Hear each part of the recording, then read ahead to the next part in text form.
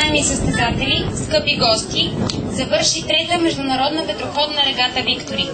От името на организаторите благодаря на всички състезатели, които участваха в състезанието, спазваха високия дух на спорта и на преварата. Дойде моментът, в който спортните умения на екипажите ще придобият материални изражения. Дойде моментът на крайните резултати и награждаването.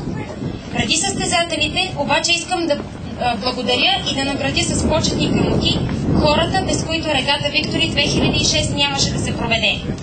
Петър Енчев, главен съдия на регата Виктори. А къде са грамоти? Господин Енчев.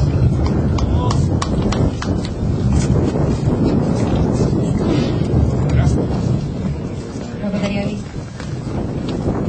Георги Паунов, председател на протестна комисия. Знаете, това ще влезете по-отпред, така, ще се вижда. Ще дойде.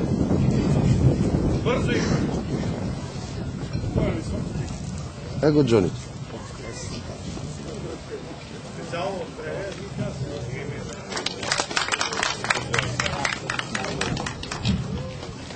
Господин Хенрик Кокончев, член на протестната комисия.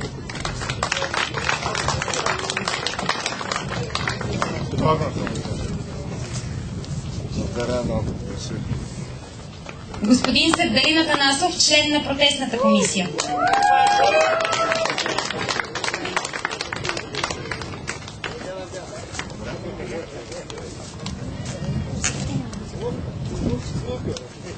Росен Генов, съдия старт финал.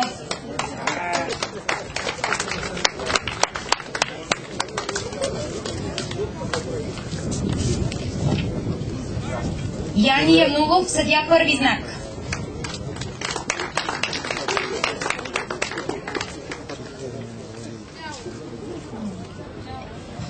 Паруш Артемов, съдия знак 1А.